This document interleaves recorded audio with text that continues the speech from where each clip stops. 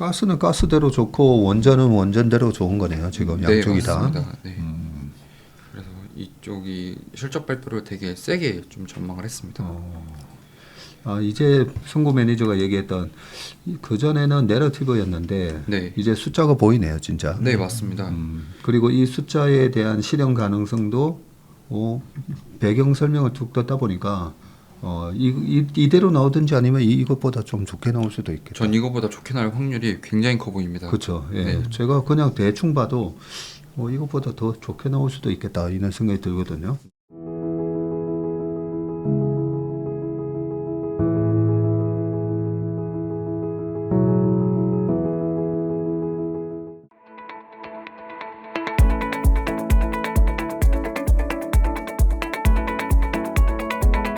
안녕하세요, 최설리 인턴 여러분. 오늘은 박성구의 스페셜 리포트 시간입니다. 많은 분들이 우리 박성구의 스페셜 리포트 많이 기다리고 계시는데요. 자, 오늘은 어떤 주제를 가져오셨습니까? 네, 오늘 그 원자력 가져왔는데요. 두산 에너빌리티가 52주 신고가를 갱신을 했습니다. 그래서 그래요? 굉장히 가파르게 주가가 최근에 오르고 있는데 내용이 상당히 괜찮거든요. 내러티브도 괜찮고 숫자도 괜찮고. 그래요? 네, 그래서 꽤 매력적인 기업이다라고 생각이 들고 있고, 제가 6개월 반년 정도 전에 원자력 중에서도 두산에너빌리티를 편입을 했다 다시 편출을 금방 해냈었는데 그때는 내러티브는 되게 화려한데 잘 숫자에 대해서 추정이 안 된다라고 말씀을 드리면서 맞아요. 뺐었잖아요. 근데 6개월 만에 다시 보니까 이게 생각보다 구차가 많이 됐습니다. 네, SMR도 마찬가지고 가스 터빈이나 뭐 대형 원전 이쪽으로도 다 숫자들이 지금 나오고 있기 때문에 그런 것들을 좀 원자력 기초서부터 끝까지 다 말씀을 드리려고 합니다. 야, 기초부터 알파에서 오메가까지. 네. 네. 그리고 또 그러면 하나 어떻게 보면 두산 에너빌리티를 설명하기 위한 좀 네, 맞습니다. 기초 배경 지식에 대한 부분을 쫙 가져오신 거네요. 네, 그리고 이 공통점으로 조선 방산이 외국인들이 몇 년 전서부터 꾸준하게 매수를 해왔었잖아요. 그렇죠. 근데 저는 두산 에너빌리티만 좀 몰입을 해서 봤었거든요. 근데 두산 에너빌리티뿐만 아니라 한전 KPX, 순회 인더스트리 뭐 이런 종목들 다 외국인들이 그냥 섹터 자체를 다 알고 보니까 지분을 10% 이상씩 계속 사고 있었습니다. 몇 년 동안. 최근 2년 정도 동안. 네. 그러니까 어떻게 보면 2년 전에 태조 이방원 할 때 그 원이 원자력이었는데 네, 맞습니다. 그 모멘텀 이후로 외국인은 꾸준히 매집하고 있었다는 네, 얘기거든요. 맞습니다.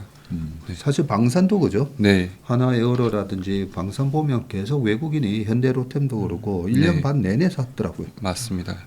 최근 3일 동안 그리고 두산에너빌리티가 삼성전자보다 거래대금이 많았었거든요. 3일 동안 거래대금 1등이었기 때문에 뭔가 이제 올라타려고 하나 약간 이런 느낌도 들어서 같이 봐보시면 좋을 것 같습니다. 네, 알겠습니다.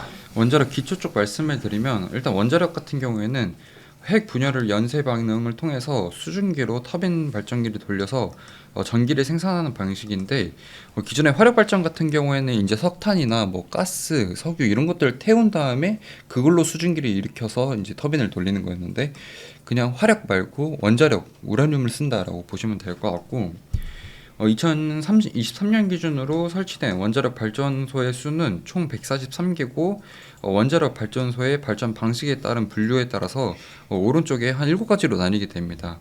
근데 PWR 그리고 BWR, PHWR 이 세 가지 종류가 총 411개로 전체의 95%를 차지하고 있고 그 중에서 PWR이 307개로 전체의 70%를 그냥 차지하고 있다라고 그냥 대충 아시면 될 것 같고 그래서 PWR이 뭐냐라고 물어보시면은 원자력 발전을 통해서 얻은 물로 다른 물을 중탕해서 증기를 발생시키는 방식이고 이 BWR 같은 경우에는 원자로에 열을 주어서 비등하는 방식으로 비등으로 발생한 증기로 직접 터빈을 돌리는 구조로 발전이 된다라고 보시면 될 것 같습니다. 그래서 제가 그림을 그 텍스트로 말씀을 드리는 것보다 그냥 그림으로 이해를 해주시면 될 것 같은데 먼저 BWR 이 오른쪽 거 구조를 봐주시면은 저희가 흔히 알고 있는 그 원자력 그 땡그라는 그 통이 있잖아요. 네. 그 안에 이제 그거를 달구는 그 우라늄을 달구는 가운데 요게 있는데 이 BWR 같은 경우에는 이 증기가 곧바로 터빈으로 들어가게 됩니다. 그래서 구조가 굉장히 간단하고 제작하기도 쉽고 비용도 저렴합니다.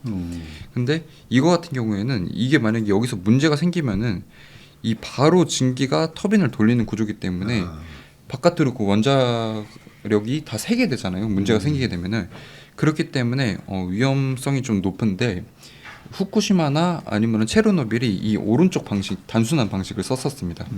그래서 문제가 됐었던 거고 왼쪽에 BWR 같은 경우에는 노심으로 이 오른쪽에 봐주시면은 일단 증기 발생기를 데운 다음에 이 발생기를 데우고 그 증기가 원전 바깥에 터빈을 돌리게 되면서 한 단계 이제 안전장치가 하나가 있는 겁니다. 그래서 이게 고장이 나도 이 통 안에서만 물이 왔다 갔다 하기 때문에 상대적으로 안전하다라고 보시면 될 것 같습니다. 그래서 BWR이 거의 대부분을 차지를 하고 있다라고 보시면 되고 전 세계의 원자력은 2010년도에 발전 용량은 372기가와트에 438기가 가동이 됐다가 2014년 기준으로 423기로 큰 폭으로 감소를 했는데 이게 바로 2011년도에 후쿠시마 원전 사고가 있었잖아요. 네, 그것 때문에 이제 원자력 수가 급격하게 감소를 했다라고 보시면 될 것 같고 이후 회복해서 22년도에는 374기가와트로 416기가 가동이 되었는데 발전 용량은 회복했지만 가동 중인 원자로 수는 사고 이후 하락한 상황이고 프랑스나 미국 같은 경우에는 현격하게 감소를 했는데 중국이나 한국 이런 국가들은 이제 오히려 원전 가동 발전 용량이 커졌습니다. 그래서 밑에 그림 4번을 봐주시면은 중국이나 러시아, 인도, 대한민국 이렇게는 원자력 발전량이 오히려 늘어나고 있는 상황이었고 일본이나 프랑스, 독일, 미국은 이제 탈원전 쪽으로 가는 상황이었다라고 보시면 될 것 같습니다. 다음 페이지에 탈원전을 진행했음에도 여전히 미국의 원자로 수는 92개로 원자력 발전 용량은 94.7기가와트로 전 세계에서 25%를 차지해서 세계 1등을 달리고 있는데 현재 10.5기가와트의 원자력 발전 건설이 제한이 되었는데 현재 건설 중이거나 아니면 건설이 계획된 원자력 발전은 없는 상황이라고 합니다. 그래서 미국 같은 경우에는 원자력 재건에 대한 의지도 있고 정치적인 지원도 있지만 지금 곧바로 원자력을 재건하기는 어렵고 중국 같은 경우에는 52.2기가와트의 원자력을 운영 중인데 현재 건설 중인 것만 해도 30.9기가와트로 곧 2위인 프랑스 61.4기가와트를 추월하고 세계 2위의 원자력 발전 국가가 될 예정이라고 합니다. 그래서 미국 같은 경우에는 이게 밸류 체인이 완전히 지금 무너져 있는 상황이라고 합니다. 네. 그래서 노형 타입별로 그 건설 예정된 원자력 현황을 보면은 현재 건설 중인 원전 같은 경우에는 러시아의 원자력 노형인 VVER이 수분을 4기로 전 세계에 건설 중인 58개의 노형 중에서 41% 그러니까 러시아가 41%를 차지하고 있고 중국이 19% 그리고 한국이 7%를 현재 건설 중인 원전 중에서 차지하고 있는 MS라고 보시면 될 것 같고 이 건설이 예정된 그러니까 프로젝트 파이낸싱 끝나고 이제 건설이 예정이 된 확정이 된 노형 중에서는 러시아가 34% 그리고 중국이 한 26% 정도를 차지하고 있어서 중국하고 러시아를 합치면은 전체의 70%가 70%를 차지하고 있다라고 합니다. 그래서 현재 전 세계 원자력 건설 시장 중에서 러시아의 점유율은 독보적이다라고 보시면 될 것 같고 중국 같은 경우에는 대부분이 지금까지는 수출이 거의 없었습니다. 중국은. 그래서 내수형 원자력 건설이 차지하고 있고 중국 내 레퍼런스를 기반으로 해외 수출을 적극적으로 노리고 있는 상황이다라고 보시면 될 것 같습니다. 그래서 현재 건설 제한된 366기가와트에서 러시아 및 중국 내수유 건설 용량을 제외한 228기가와트가 한국이 접근 가능한 시작인데 아까 제가 위에서 말씀드렸던 게 현재 돌아가고 있는 원전이 한 400기가 정도가 되잖아요. 400기가와트가. 근데 이 228기가와트를 한국이 접근 가능한 시장이기 때문에 꽤 규모가 엄청 큰 겁니다. 이게 원전 시장이 확 열린 겁니다. 네. 여기까지 이제 원자력에 대한 시장 점유율이나 발전 타입 이런 것들에 대해서 말씀을 드렸고 이제 밸류 체인을 하나하나 알아가야 되는데 일단 원자력 밸류 체인 같은 경우에는 우라늄을 채굴을 하고 그거를 이제 변환한 다음에 농축을 하고 발전을 한 다음에 폐기물 처리하는 이 방식으로 진행이 됩니다. 그래서 우라늄을 강산에서 켜서 우라늄을 변환 및 농축을 하고 우라늄을 기반으로 전기를 생산해서 소비자에게 판매하는 형태인데 글로벌로 상장되어 있는 기업은 우라늄 광산 업체들이 주로 이루고 있고 국내 같은 경우에는 광산이나 아니면 농축 밸류체인은 전무하다라고 합니다. 그리고 국내 원자력 관련 상장사들은 원자력 건설 그리고 원자력 설계, 주기기 및 보조기기 업체 그리고 정비 사업자들이 상장이 되어 있는데 일단 우라늄 채굴 기업부터 다음 페이지에 봐주시면은 우라늄 채굴 광산 채굴 주요 업체는 뭐 카자흐스탄의 한 기업 그리고 캐나다인데 미국 시장에 상장된 카메코 그리고 프랑스의 오라노 이렇게 3사가 시장 점유율의 50%로 과점 구조를 이루고 있는데 미국 내 원자력 밸류체인 재건립에 따라서 이 에너지 퓨얼 등이 우라늄을 채굴하지만 전체 우라늄에서 미국이 차지하는 비중은 미미하고 우라늄 같은 경우에는 원자력 발전소가 착공이 들어간 단계서부터 완공 시 공급받을 우라늄 계약이 체결되는 경우가 대부분이고 이 장기 공급 계약을 맺는다라고 합니다.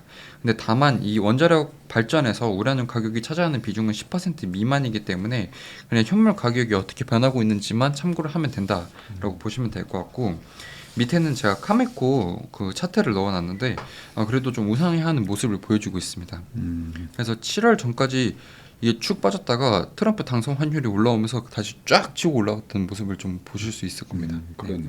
그리고 다음으로는 이제 원자력을 농축하는 업체인데 러시아, 그리고 영국, 중국, 프랑스 이 4개사가 거의 100%의 시장 점유율을 차지를 하고 있고 우라늄 농축도에 따라서 LEU 그리고 HALEU 그리고 HEU 이렇게 세 가지로 나뉘게 되는데 미국이 현재 원자력 발전에 사용되는 LEU의 30% 그리고 HALEU의 100%가 이게 몰랐는데 저는 러시아에서 이걸 받아다 쓰고 있다라고 하더라고요.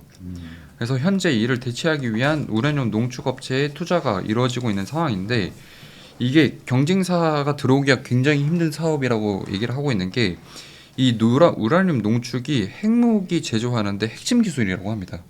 그래서 경쟁사들이 쉽사리 들어올 수 없고 미국이 구조적으로 이 기업 밑에 있는 센트러스 에너지를 구조적으로 좀 키우고 있다라고 보시면 될 것 같습니다.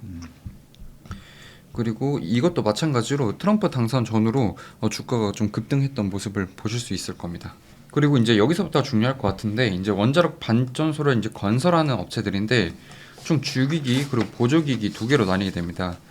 주기기 같은 경우에는 원자로 내 제어봉 그리고 가압기, 증기 발생기 등을 제조하는 부문으로 원자력 발전의 핵심 부문이고 보조기기 같은 경우에는 주기기를 제외한 경락 건물 그러니까 보조기기 같은 경우에는 뭐 건물이 이렇게 원자력이 지어지면은 그 벽을 좀 강화하는 거라든지 아니면은 뭐 주변에 땅을 정리하는 거라든지 이렇게 좀 그런 거라고 봐주시면 될 것 같고 이 노형 설계, 이 설계를 하는 거는 한전기술 그리고 주기기 제조를 하는 거는 두산에너빌리티 그리고 보조기기는 BHI 그리고 EPC는 현대건설, 삼성물산이 이렇게 하고 있는데 이것 때문에 노형 설계나 아니면 주기기 제조 업체가 좀 주를 이루고 있다라고 보시면 될 것 같습니다. 한전기술에 제가 그 시가총액하고 그 매출 영업이익 추이 그리고 주가 차트를 그려봤는데 이 한전기술도 한 시가총액 2.6조 원 정도의 멀티플 한 29배 정도를 차지하고 있습니다.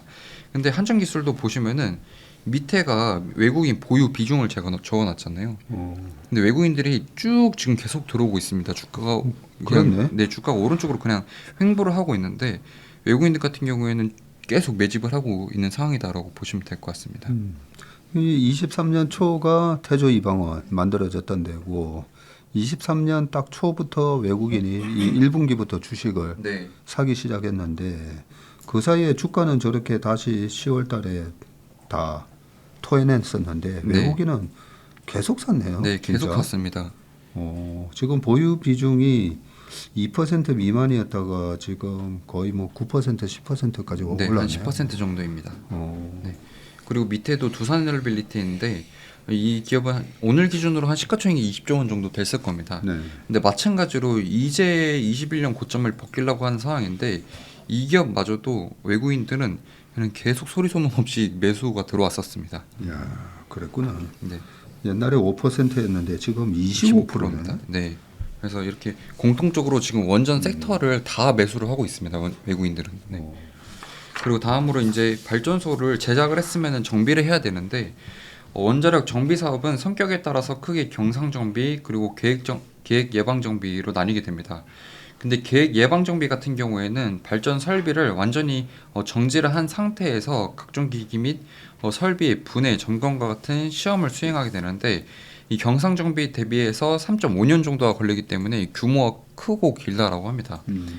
근데 이게 1차 개통, 2차 개통으로 나뉘게 되는데 1차 개통 같은 경우에는 원자로와 직접 관련되어 있고 한국은 보안 차원에서 1차 개통은 한전 KPX가 100% 독점이라고 하고 2차 개통 같은 경우에는 원자로 외를 점검하는데 민간 발전사들이 나누어서 하고 있고 뭐 우진엔텍이나 수산 인더스트리아 같은 기업들이 대표적이라고 합니다. 그리고 우진엔텍 수산 인더스트리는 계측 제어 설비를 다루고 있는데 이 계측 제어 설비는 발전소 자동화 설비의 오류나 변수 등을 스스로 감지해서 제어하는 설비를 맡고 있고 이 시장 점유율은 수산 인더스트리가 한 37% 그리고 우진엔텍이 21% 정도 차지를 하고 있고 번외로 화력 발전소 같은 경우에는 한전 KPX가 33%, 그 수산 인더스트리가 26%, 그 우진엔텍이 한 25% 정도를 차지를 하고 있다라고 합니다. 근데 이 발전소 정비 사업 같은 경우에는 수주 당시에 이 비용을 보전해주는 성격을 갖고 있기 때문에 이 매출액과 영업이익 증가가 꾸준하게 이어진다라고 보시면 될 것 같고 밑에도 마찬가지인데 한전 KPS도 한 시가총액 2조 원 정도를 하고 있는데 밑에 차트 보시면은 이 한전 KPX 역시 23년 초부터 외국인들은 한 5% 비중이었다가 한 17%까지 지금 지분을 늘리고 있는 상황입니다. 그러니까 우리나라 원전 관련주들은 23년부터 다 사모하네. 네, 맞습니다. 근데 이게 제가 좀 이따가 두산 엘리베이터가 이번 주 월요일이었던 것 같은데요. 그때 실적 발표를 했었거든요. 근데 그거를 한번 들어보시면은 야 장난 아니다. 약간 이런 생각이 드실 겁니다. 그래요? 네네. 그리고 추가로 내용 쪽 말씀을 드리면 미국, 일본, 독일의 기존 원자력 선진국들은 후쿠시마 원전 사고 이후 탈원전으로 원자력 밸류체인이 붕괴된 상황으로 재건까지 시간이 소요될 예정인데, 그러니까 미국, 일본, 독일은 원자력 밸류체인이 완전히 붕괴된 상황이라고 보시면 될 것 같고 지금의 원자력 밸류체인 재건이 다른 점은 미중 무역 분쟁 그리고 러우 전쟁으로 촉발된 지역 간 갈등이 동맹국 간의 밸류체인 성립을 촉발시키고 있다는 점입니다. 그래서 중요한 거는 글로벌 시장에서 미국 우방국들 중 원자력 건설이 가능한 국가는 한국, 프랑스인데 여기 없는 리포트 내용이 있습니다. 리포트 내용이 여기 없는데 프랑스 같은 경우에는 그 위에 봐주시면은 1페이지입니다. 1페이지 봐주시면은 그 맨 아래 오른쪽에 그림 4번에 주요 국가 원자력 발전 추이가 나와져 있잖아요. 네. 근데 그 중에서 주목해야 될 게 독일입니다. 독일은 많이 줄었네. 독일은 거의 지금 탈원전이 거의 다 달성이 된 상황이거든요. 근데 이 독일이 프랑스 쪽으로 원전의 기자재를 대부분 납품을 합니다. 그러니까 완전히 독일 기자재 원전 기자재 업체들이 무너져 버린 겁니다. 그래서 지금 프랑스 내부에서는 어떤 일이 일어나고 있냐면 완전히 제조는 접고 설계 쪽으로 완전히 가고 있습니다. 그러니까 유일하게 지금 전 세계에서 미국이나 유럽 쪽 그리고 중동 쪽 원전을 해줄 수 있는 나라는 한국밖에 없습니다. 그렇네. 독점입니다. 한국이. 중국에다가는 하기가 좀 그러니까. 네, 그렇죠? 유럽하고 미국은 중국에다가는 아마 안 맡길 안 겁니다. 맡길 거니까. 네. 야, 이 프랑스가 원전이 많고 독일은 이제 러시아로부터 가스 받아가지고 그죠? 네, 가스 발전으로 하면서 원전은 계속 줄였다라는 얘기를 우크라이나 전쟁 이후에 가스가 급등했을 때 가장 전기료 타격을 받았던 게 독일. 네, 맞습니다. 야, 이렇게 원전을 거의 없다시피까지 줄여놨었거든요. 네, 맞습니다. 그리고 프랑스의 원전은 독일로부터 여러 가지 기자재. 부품을 기자재를 받았는데 독일 자체가 탈원전을 하다 보니까 무너져 그 밸류 버렸습니다. 체인이 네. 무너졌다. 이게 핵심이군요. 네, 그게 그래서 알아보니까 독일 쪽이 부품이나 기자재를 다시 살리는데 10년이 걸린다고 하더라고요. 그렇지. 그러니까 프랑스에서는 완전히 그냥 손을 떼버린 겁니다. 네, 그럼 프랑스 쪽은 이제 설계 쪽으로 가고 네, 그럼 그 기자재를 공급할 수 있는 나라는 한국밖에 없다. 네, 맞습니다. 근데 중요한 건 한국이 전체 전력을 사용하는 양 중에서 한 30%가 원전에서 발전을 그렇죠. 하거든요. 원전 근데 프랑스는 거의 70%입니다. 70%. 네, 근데 그것마저도 이제 독일 때문에 제조가 이제 역량이 떨어지고 있는 상황이라고 보시면 될 것 같습니다. 네. 그래서 제가 밑에 추가로 좀 더 리서치를 해서 가져왔는데 그 내용 좀 봐주시면은 21년도 이후에 미국 정부는 21년도에 원전 리더십 재건을 천명하고 러시아, 중국 원전에 대한 견제 그리고 서방 국가 간의 원전 동맹을 강화하기 시작을 했는데 미국 정부가 집중하고 있는 거는 SMR입니다. 그리고 대형 원전 그러니까 미국을 벗어난 다른 나라에서는 대형 원전에 대한 해외 금융을 지원을 해주고 있다라고 하더라고요. 그래요? 네. 그래서 폴란드, 불가리아, 루마니아가 원래는 러시아가 원전을 독점을 했었습니다. 근데 동유럽 시장에서 미국 정부의 정치적, 금융적 지원은 꽤 적극적이었고 미국의 웨스팅하우스는 미국 정부의 지원에 힘입어서 22년도 폴란드 원전 1단계 프로젝트인 6개 중 여우선적으로 3개를 수주했고 23년에는 불가리아 원전 2개를 수주에도 성공을 했는데 미국 정부가 이게 힘을 쓴 겁니다. 그리고 영국도 이제 발 뻗고 나서고 있는데 중국 CNC가 보유하고 있는 이 사이즈 웰시 원전 프로젝트의 20% 전량 그리고 원래 중국 원전 기술로 건설하기로 했던 이 브래드웰 B 프로젝트의 사업을 완전히 취소하고 중국을 배제를 해버렸습니다. 영국도. 야. 그리고 22년도에는 핀란드는 러시아하고 원래 건설 계약을 체결했던 이름이 잘 못 읽겠는데 이거 1호기 프로젝트 계약을 해지를 했다라고 합니다. 네. 그래서 유럽 쪽에서는 러시아 그리고 중국은 원전 사업에 지금 참여하기 힘든 상황이라고 합니다. 그러면 원전 신규 입찰이 있을 때 네. 우리나라는 한전 기술하고 한전 KPS하고 그리고 기자재 납품할 에너빌트하고 이제 팀을 꾸려서 입찰을 할 텐데 그러면은 그 우리나라하고 경쟁할 수 있는 나라들은 지금 미국, 프랑스 정도예요? 네. 근데 중요한 거는 미국의 웨스팅하우스가 있잖아요. 예. 미국의 웨스팅하우스 기자재 납품을 두산 에너빌리티가 합니다. 아. 그래서 원전계의 TSMC입니다. 원전계 네. TSMC가. 네. 그러니까 미국하고 우리나라랑 이 경쟁을 한다는 개념이 아니라 네. 어차피 미국이 많이 독식을 할 건데 미국이 수주를 하든 한국이 수주를 하든. 네. 그 미국의 IT 쪽이 발전할 때 TSMC가 파운드리 해주면서 거기서 떡고물을 갖다가 엄청나게 챙겨 먹듯이 이 원전을 미국 정부 중심으로 해가지고 이쪽을 계속 키워 나갈 건데 그 떡고물을 우리가 그렇게 받아 먹을 수 있는 네. 구조가 돼 있네요 지금 보니까. 네, 맞습니다. 네. 그 중에서 어떤 기업이 가장 큰 수혜를 볼까인데 지금은 두산 네, 두산 LB입니다. LB입니다. 네.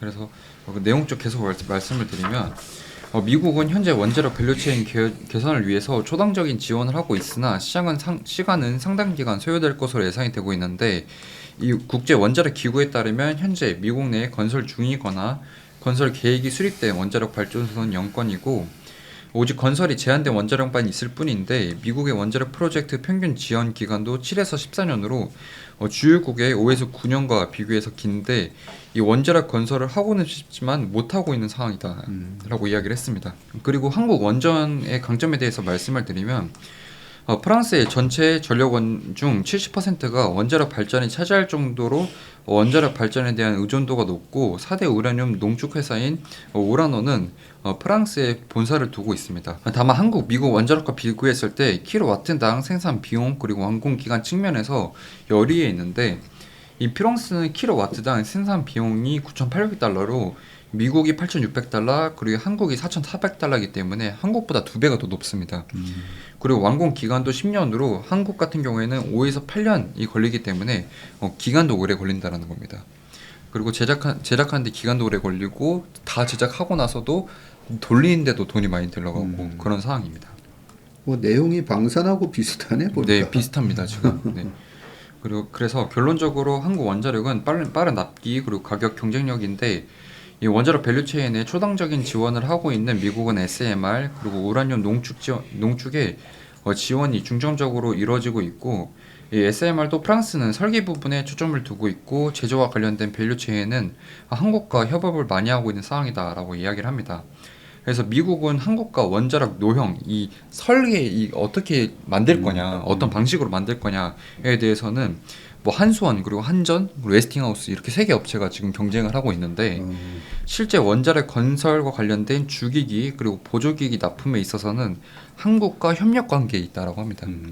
그래서 한국 주기기 및 보조기기 제조업체들은 미국 중심의 밸류체인 재건의 수혜를 온전히 누릴 수 있을 것으로 기대가 되고 있고 전 세계적으로 중국과 러시아를 제외하고 현재 건설 제한된 원자로 용량은 228기가 그리고 현재 돌아가고 있는 거는 374기가이기 때문에 이게 만약에 된다라고 하면은 현재 만들어 놓은 원전의 거의 한 60-70%가 새로 지어진다라는 겁니다.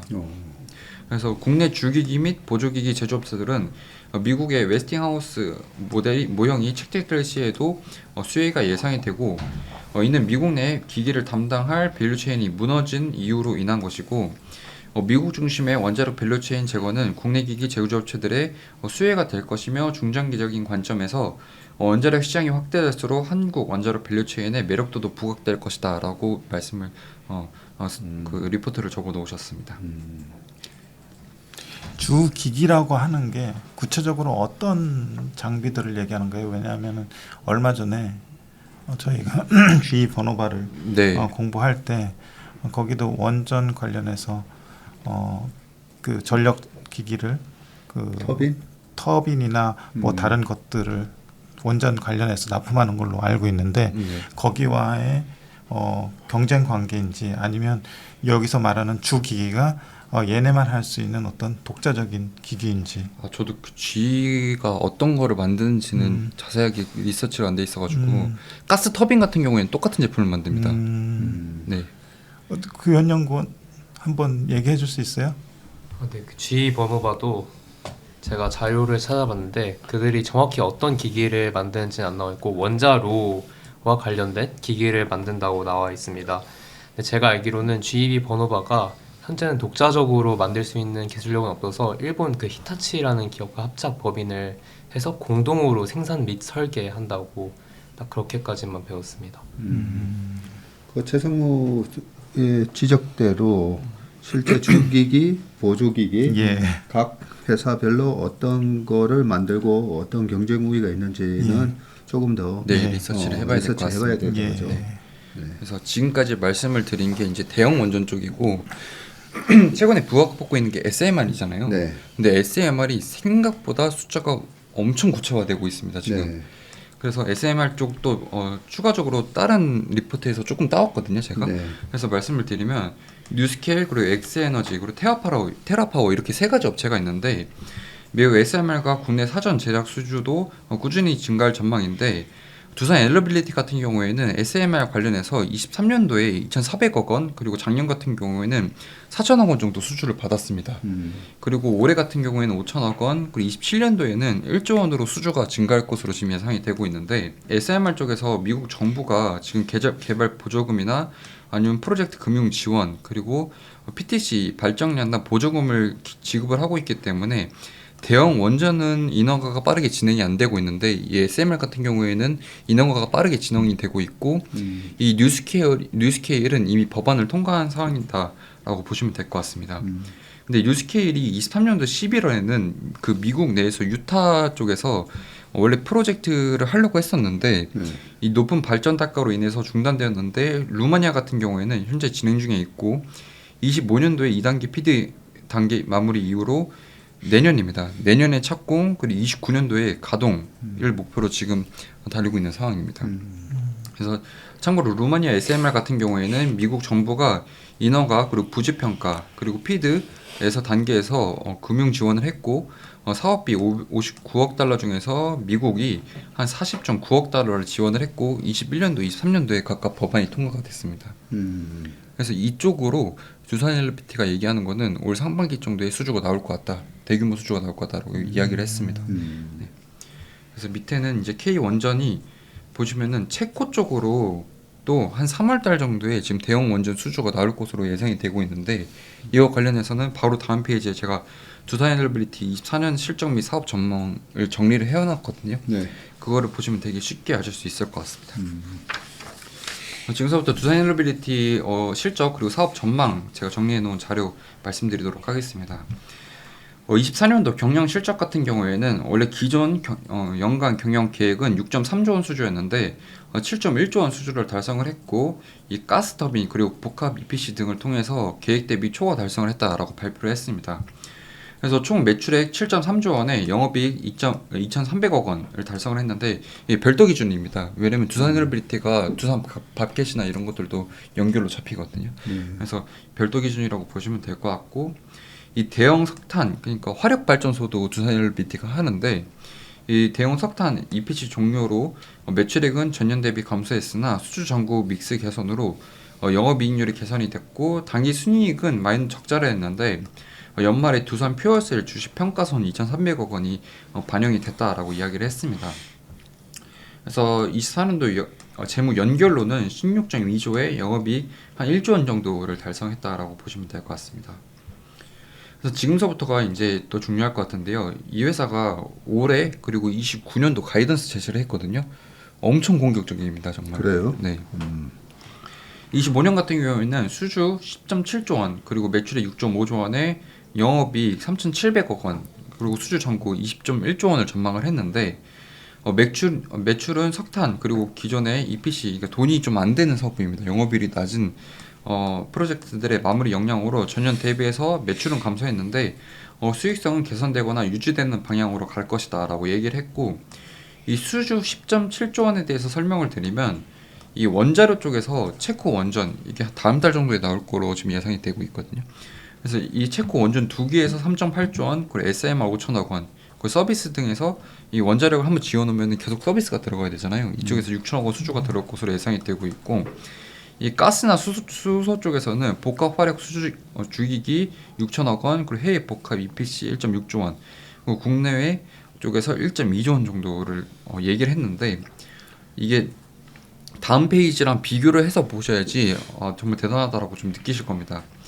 29년에 가이던스를 제시를 했는데 수주 29년에는 13.5조 원 정도를 받을 수 있을 것이다 라고 얘기를 했고 매출 11.3조 원에 영업이익 1조 원을 얘기를 했습니다. 근데 이거를 밑에 중간에 제가 크게 표 하나를 넣었잖아요. 네. 근데 이거를 CAGR로 그어보면은 25년부터 29년까지 영업이익이 매년 30%씩 늘어난다고 얘기를 한 겁니다. 그러네.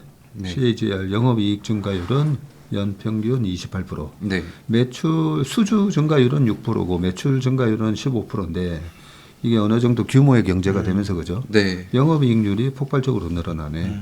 네. 그래서 이게 기존에 돈이 안 되던 화력 사업, 화력 그 발전 사업 이런 것들을 조금 비중이 계속 줄어들고 뭐 원자력이나 아니면 그 GE 버너바가 한 사업이랑 똑같습니다. 가스터빈을 얘네들이 하고 있거든요. 가스터빈 쪽이 지금 엄청 세다. 호황기다. 완전히 호황기로 진입했다라고 이야기를 하면서 이러한 가이던스를 제시를 했고 그 안에 첫 번째로 원자력 같은 경우에는 25년 올해서부터 원전이 4.9조에서 5조 원 꾸준히 깔릴 예정인데 25년도에는 체코 2기, 그리고 26년도에는 UAE 쪽으로 2기, 그리고 27년도에는 사우디 2기, 그리고 29년도에는 국내 2기라고 정확하게 어디서 수주가 나올지도 좀 얘기를 해줬습니다. 그리고 SMR 같은 경우에는 뉴스케일, 엑스에너지, 테러파워 등에서 50년간 60개를 계획 중이다라고 얘기를 했고 이 가스 수소 쪽에서는 가스 터빈이 25년도에 3.4조 원에서 29년도에 5조 원으로 증가를 할 것이다라고 얘기를 했습니다. 그래서 이 숫자 자체를 좀 되게 공격적으로 제시를 했습니다. 네. 네. 가스는 가스대로 좋고 원전은 원전대로 좋은 거네요. 지금 양쪽이 네, 다. 맞습니다. 네. 그래서 이쪽이 실적 발표를 되게 세게 좀 전망을 했습니다. 이제 송구 매니저가 얘기했던 그 전에는 내러티브였는데 네. 이제 숫자가 보이네요, 진짜. 네, 맞습니다. 그리고 이 숫자에 대한 실현 가능성도 배경 설명을 툭 떴다 보니까 이대로 나오든지 아니면 이것보다 좀 좋게 나올 수도 있겠다. 전 이거보다 좋게 나올 확률이 굉장히 커 보입니다. 그렇죠. 예. 네. 제가 그냥 대충 봐도 이것보다 더 좋게 나올 수도 있겠다 이런 생각이 들거든요. 네, 이게 왜냐면 뒤에서도 말씀을 드리려고 했었는데 대형 원전 같은 경우에는 이 OPM이 아무리 좋아도 한 10% 정도 미만이거든요. 네. 근데 대형 원전은 사람이 직접 가서 하나하나 다 새로 만드는 구조입니다. 네. 근데 SMR은 공장에서 그냥 찍어내는 거거든요. 규격이 똑같고 설치만 하면 됩니다. 설치만. 그렇기 때문에 현재 나오고 있는 영업이익률이 29년도에 가면은 20-30% 얘기를 하고 있거든요. 그럼 새로운 가보지 않은 밸류에이션이 열리게 되는 겁니다. 그러네. 그러면은 여기다가 영업이익에다가 멀티플 30배에서 50배 주면 30조에서 50조거든요. 어떻게 보면 뭐 한 200평, 300평짜리 대저택을 짓다가 네, 이제는 30평, 40평짜리 소형 아파트를 그냥 네, 설계대로 막 찍어내면 맞습니다. 엄청나게 이익이 나는 것처럼 약간 소형 원전이 그런 개념처럼 네. 와닿네요 보니까. 네, 맞습니다. 그리고 시장 전망하고 당사 전망을 얘기했는데 원전 시장 같은 경우에는 가장 보수적인 시나리오에서 2050년까지 SMR 39기가와트, 대형 원전 388기가와트를 전망을 한다라고 얘기를 했고 기자재 공급업체 입장에서 40기가 같은 경우에는 뉴스케일 원자로 모듈 개수가 약 520기이기 때문에 하나에 한 1,000억 원 정도가 되거든요. 네. 한 52조 원 정도 얘기를 한 겁니다. 어. 그리고 근데 더 중요한 거는 이게 최근에 이 캐파가 2배 정도로 상향 조정이 되고 있습니다. 그래요? 그거를 어제 NDR에서 얘기하면서 또 추가적으로 7-8% 쏜 겁니다. 네. 마이크로소프트가 추가적으로 지금 얘기를 하고 있거든요. 네. 그리고 대형 원전 같은 경우에는 두산일비트는 국내 수출 사업을 주관하는 한전 그리고 한수원에도 주기기 공급 및 시공을 참여하고 있고 또한 웨스팅하우스가 개발한 노용에도 공급을 하고 있기 때문에 이 말은 세 곳 중에서 그냥 아무 곳이나 수주를 해라 그냥 우리가 어차피 만들 거다라는 얘기입니다. 네. 그리고 SMR 같은 경우에는 제가 여기다가 적어놨는데 원자력과 하이테크는 트럼프가 바이든 행정부로 바뀌면서 유일하게 바꾸지 않은 정책이고 50년간 60개 이상의 수주를 목표한다라고 실적 발표에서 얘기를 했거든요. 근데 제가 슬래시 치고 오른쪽에다가 발표를 적어놓은 게 실적 발표로는 마이크로소프트가 10개의 공간에 그러니까 10개의 공간 제각기 10개의 공간에서 6개의 SMR을 뭉탱이로 이렇게 연필 다스처럼 6개를 이렇게 SMR을 묶어서 10개의 공간에다가 설치를 하는 거였거든요. 마이크로소프트가 기존에 얘기를 했던 게. 근데 어제자 NDR에서 회사 측에서 마이크로소프트가 10개의 공간에서 12개 한 다스씩의 SMR로 지금 바꾸고 있는 추세다. 2배로 늘어요. 네, 2배로 늘어가고 있는 겁니다. 야, 그러면 기존에 계획했던 것보다 진짜 2배로 늘어나는 거를. 네, 그죠? 그러네요. 맞습니다. 네. 그래서 이 내용 때문에 어제 한 번 더 쏜 겁니다. 네. 그리고 뉴스케일 파워형으로 이르면 상반기 중에 가시화된 수주 기회가 있을 것으로 기대가 되고 있고 19년도 지분 투자 이후 뉴스케일이 본품 제작할 수 있는 준비는 모두 완료가 되었기 때문에 상반기적으로 수주만 기다리고 있는 상황이다라고 이야기를 좀 했습니다. 그리고 이게 내년서부터 착공이기 때문에 올해 수주가 무조건 들어와야 됩니다. 네. 그리고 그게 뉴스케일 루마니아 쪽이 지연이 안 되고 있습니다. 그냥 그대로 단계별로 지금 착착착 잘 가고 있는 상황입니다. 그리고 이제 다음으로 가스 시장 쪽에서 말씀을 드려야 될 것 같은데 제가 그때 GE 번호바 할 때 제가 졸업 그거를 갔었어가지고 이 가스 시장에 말씀드리기 전에 이게 왼쪽이 가스 터빈인데 GE 번호바를 얘기를 하셨었잖아요. 근데 이게 비행기의 엔진이랑 똑같아 보이지 않으십니까? 그렇네. 네. 그래서 뭐 이 조종업계에 있는 사람들은 GE가 굉장히 친숙한 업체입니다. 왜냐면 1년 가까이를 이것만 배우거든요. 그래서 비행기에 달려있는 엔진이 GE 아니면 롤스로이스 엔진입니다. 네. 그래서 GE 번호바가 거기서 분사가 됐기 때문에 GE가 가스터빈을 잘하는 겁니다. 네. 그래서 이 가스터빈을 그 오른쪽에 봐주시면은 가스터빈이 맨 가운데에 가스터빈이라고 조금 약간 붉은 색깔로 되어 있잖아요. 근데 여기에 위에 보시면은 LNG를 위에서 넣게 되고 그러면 이 가스 터빈을 통해서 발전기를 돌리게 됩니다. 네. 그러면 이 LNG를 확대하는 나라들이 지금 많기 때문에 가스 터빈이 호황 시장에 지금 진입을 한 겁니다. 네. 그래서 회사 측에서는 엄청난 호황기고 사우디를 중심으로 한 중동 지역에서 대규모 긴급 발주가 이어지고 있다. 근데 그보다 큰 시장인 AI 기반 데이터 센터 수요가 폭발적으로 성장 중인데 지난해 외부 컨설팅 기관에 문의했을 당시 신규 발전 시장을 데이터 센터당 200에서 300메가로 예상을 했는데 지금 회사 측으로 문의가 들어오는 건들은 1.5기가와트이기 때문에 1,500메가입니다. 그러니까 기존에 데이터 센터당 요 정도 한 200에서 300메가 정도 그 전기를 쓰겠다라고 지난해 얘기했었는데 지금 문의가 들어오는 거는 그거보다 한 6배 정도가 큰 게 이제 들어온다라는 얘기입니다. 그러네. 그만큼 이제 가스터빈이 많이 필요하다라는 걸 방증하는 것 같고 뒷신고 출연에도 불구하고 향후 5년간 미국은 1조 달러 그리고 10% 정도로 정도를 발전을 하고 있다라고 보고 있고 데이터 센터별 신규 발전 시장 성장이 급격하게 나타나는 중이고 지난달 GE에서 향후 2년간 3억 불 투자해서 이 가스터빈 설비 생산 캐파 증축 계획을 했다라고 얘기를 해서 향후 5년 정도는 지속적인 성장을 전망을 한다라고 이야기를 했고 이 가스터빈 시장 쪽에서 이 두산에너빌리티가 시장 점유율이 한 10% 점유하고 있다라고 얘기를 했습니다. 그리고 그 외에는 미국의 GE 버노바라든가 독일의 지멘스 그리고 일본의 미쓰비시가 이렇게 한 4가지 업체 정도가 과점을 하고 있는 시장입니다. GE-버노바 그때 발표할 때 들어보니까 가스터빈 시장에서 점유율 1위인데 25% 정도를 시장 점유율을 갖고 네. 있다고 그래요. 네. 그 여기 오른쪽 밑에 그림이 있습니다. 아, 그런가요? 네네. 아. 네네. 26%. G4. 31%라고 되어 있네요. 31%예요. 네, 네, 아, 이게 좀 숫자가 좀 다르긴 한데 네. 예, 대충 이제 23년 전망치네 예, 이거는. 그렇긴 해요. 확정치는 아니고. 예. 그 전까지는 한 27%. 예. 그러면은 M사가 미쓰비시인가요? 네, 맞습니다. 그러면은 지금 24년 전망치로 봐서 GE-버노바가 시장 점유율 1위가 아니라 미쓰비시가 1위인가? 거의 비슷한 것 같습니다. 지금. 지금 네네. 왔다 갔다 하나요?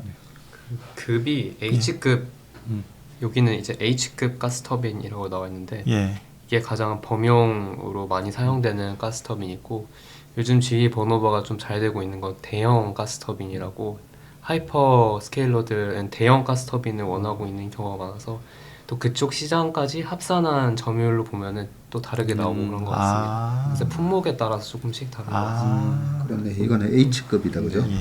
확 이해가 되네요. 네. 그래서 그 이제 여기까지가 회사에 대한 설명을 다 드렸습니다. 네.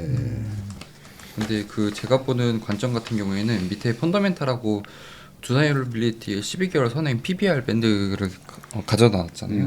근데 제가 당시에 그 2007년도 8년도 이 원전 사이클을 맞아보신 분 얘기를 들어보니까 이 당시에 한 PBR 7배, 8배 이때까지 이것까지 갔다라고 하더라고요. 맞아요. 그래서 이제 멀티플이 이익도 물론 늘어나긴 늘어나지만 멀티플이 정말 확장되면서 생긴 그런 수십 배의 주가 상승이었다라고 이야기를 들었었는데 이게 지금 멀티플 PBR이 2.2배거든요. 근데 이 SMR 같은 경우에는 만약에 2029년도에 1조 원씩 영업이익을 벌어들인다라고 하면은 사실 그거기까지 못 간다는 PER로 보나 PBR로 보나 여기서 업사이드는 꽤 많이 열려 있는 것 같습니다. 네. 네. 사실은 이건 뭐 12개월로 볼 게 아니라 3년, 네, 4년, 네, 네. 5년으로 보는 게 맞겠네요. 그렇죠. 예. 네. 지금 PER이나 PBR이 크게 의미는 없을 것 같아요. 이대로 된다면. 자, 그동안 최근에 뭐 방산도 그렇고 주가가 급등한 기업들 피부 미용 포함해서 보면 이익이 뭐 2, 3년 사이에 2배, 3배 막 증가하잖아요. 미국 기업들도 마찬가지였고. 지금 3천억대에서 이제 1조 원대로 이익이 바뀌는데 네. 그게 1조가 바텀이고 1조 2천억이 될지 1조 5천억이 될지 네. 모르는 상황에서 맞습니다. 29년까지 이익이 뭐 5배가 늘어난다고 하면 지금 주가는 여기서 뭐 3배? 네. 예, 뭐 최소 뭐 3배 늘어나도 할 말 없는 주가고 PBR을 제가 자주 말씀드리잖아요. 네, 성장주가 보면 보통 PBR이 최근에 방산주 거의 PBR 거의 10배 지금 다 와 오고 있거든요. 예. 그러니까 지금 방산하고 스토리가 거의 똑같아요. 네. 예, 똑같은 스토리에 2.2배니까 저도 이 공부가 안 됐을 때는 두산에너빌리티 차트만 보면 아유 한 달 전에 살 걸 이런 마음이지 지금 사실 못 쫓아가겠다는 생각이 들었는데 이 배경 설명하고 PBR 2.2배 보니까 여기서는 왜 성구 매니저가 요 발표하기 전에 막 흥분해가지고 얘기했었잖아요. 네, 네. 왜 그런지 이제 알겠네요 보니까. 자, PBR 2.2니까 제 머릿속에는 야 얘도 PBR 10배 가겠다. 사실 머릿속에 그런 생각이 좀 네. 들긴 했어요. 네, 이게 그 SMR이 영업이익률도 가본 적이 없는 시장이고 그러면 멀티플 확장이 어느 정도까지도 되는지도 모른다는 얘기거든요. 그게 네. 반대로 얘기를 하면 사실 그러면 20% 30% 이렇게 진짜 OPM이 나와버리면은 여기서 그렇게 올라도 그 누구도 펀더멘탈 갖고는 이야기를 할 수 없을 겁니다. 네. 네. 저기 2007년도에 차트가 나오긴 한데 PBR로 보면 거의 5배 이상 그 위에가 지금 잘려 있어서 네, 한 8배? 7배, 8배. 8배 갔을 거고 요때 당시에 뭐 두산중공업 PER이 120배 많이 됐어요. PER이 120배고 두산중공업 다니는 친구도 우리 회사 주가 왜 이래 올라가는지 모르겠다 뭐 이럴 텐데 2007년도에 태양광이 그때는 최고의 대장주였는데 그때 OCI가 그 파일럿 단계였었거든. 예. 파일럿 단계에서 뭐 생산해가지고 폴리실리콘 그렇게 해서 캐파 증설해가지고 2010년, 11년부터 본격적으로 공급을 하게 되고 뭐 이런 얘기 나올 때도 주가 엄청나게 올랐어요. 그래서 이 SMR이 보면 아 이거 너무 먼 얘기 아니야? 처음에는 네. 저도 그렇게 생각했어요. 에이 이거는 한 20년 30년 뒤에 원전의 차세대인가 했더니 뭐 지금 벌써 막 짓고 있더라고. 네, 26년서부터 착공입니다. 그렇죠. 착공이니까. 그래서 26년부터 착공되고 숫자가 나오는 기업이 과연 주가가 오를 수가 있을까? 그런데 과거의 성장주 스토리 보면 뭐 전기차도 처음에 침투율 뭐 1% 2%대부터 급등했잖아요. 예. 그래서 이쪽으로 가는 그림이 맞느냐? 네. 예, 그것만 좀 판단하면 되는데 얼마 전에 니콜라 얘기하면서 전기차 다음에 수소인데 전기차 시장 이제 태동하고 있는데 막 수소 막 하면서 했던 주식들 다 지금 네. 박살났듯이 그래서 SMR이 혹시나 그런 수소 개념인가 수소차 그런 개념인가 봤더니 이제 이 대형 원전에서 또 소형 원전 그것뿐만 아니라 뭐 가스 미국이 이번에 네. 우크라이나 전쟁을 통해서 가스 발전 등등 지금 뭐 데이터 센터부터 해가지고 엄청난 전력난에 우리가 이제 직면하는데 전기차도 막 엄청 돌아다닐 거 아니에요, 그죠? 네. 거기서 에너지원을 해결을 해야 되는데 그 해결 방식이 기존의 방식 플러스 가스 발전 그리고 SMR. 네. 그래서 지금 미국 내에서는 대형 원전은 이제 안 할 겁니다. 다 미국 내에서는 SMR로 할 거고 웨스팅하우스 같은 경우에는 미국 외에서 사업을 벌일 겁니다. 이제. 네. 그리고 그걸 맡길 수 있는 업체는 두산일빌리티밖에 없고요. 하나만 좀 체크할게요. 그 7페이지 보시면은 2025년부터 2029년까지 브레이크다운이 돼 있잖아요. 원자력, 가스, 수소, 네, 네. 신재생. 거기서 이제 원자력이 1.2조, 그죠? 그 25년에 원자력이 1.2조인데 그 밑에 보니까 거기서 SMR이 한 0.5조 정도 차지하는 건가요? 원자력 그 SMR 이. 25년 가이던스인가? 예, 25년 가이던스. 이거는 지금 매출입니다. 지금 두산 에너빌리티. 현재 매출 추이. 저 25년. 25년도에요? 예, 25년이요. 25년도에 1.2조 원 매출에서 매출에 거기에서 SMR이 어느 정도이고 29년에 3조 예상했는데 그 중에서 SMR이 어느 정도 그거 25년에 SMR이 벌써 잡히나요? 여기 0.5조 원으로 25년 가이던스 확인해 보겠습니다. 잡혀가지고 25년 예, 가이던스에는. 그래서 네. 예 그래서 이제 이게 밑에 있는 수주여가지고요. 이거 5천억 원은 수주. 수주예요. 네, 네. 그래요. 네. 그러면은 본격적으로 매출이 잡히는 건 26년부터라고. 26년부터 잡힐 겁니다. 아마 그렇게 25년 되는데. 하반기 아니면 26년에 잡힐 겁니다. 네. 알겠습니다. 그게 총 60개라고 말씀을 드렸었잖아요. 근데 그게 6조 원 정도거든요. 하나에 1,000억이니까 그게 5년에 깔려서 그 나뉘어서 깔린 그 매출로 잡힌다라고 보시면 될 것 같습니다. 알겠습니다. 자, 처음에 리포트 발표하기 전에 원자력 밸류 체인에 알파에서 오메가까지 쫙 한번 다 훑어봤다라고 얘기를 하셨는데 저도 이제 확실하게 이해가 됐어요. 네.